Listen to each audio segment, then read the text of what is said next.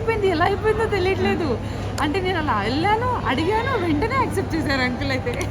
ఓకేనా? సో ఇదే డేర్ ఇప్పుడు నేను చేస్తే వెంటనే ఇచ్చారన్నావు కదా, అవును, ఇదే డేర్ నువ్వు చేయి శంకర్, ఇదే డేర్ నేను నీకు ఇస్తా.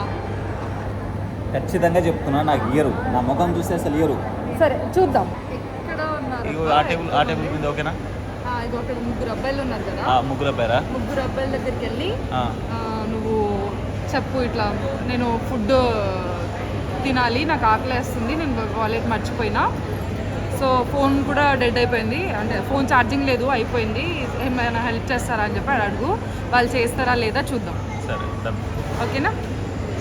కాదు అబ్బాయిలు కాదు శంకర్, అబ్బాయిలు చాలా సపోర్ట్గా ఉంటారు కదా, నేను అబ్బాయిల దగ్గరికి ఇవ్వను, అమ్మాయి దగ్గరికి ఇస్తాను.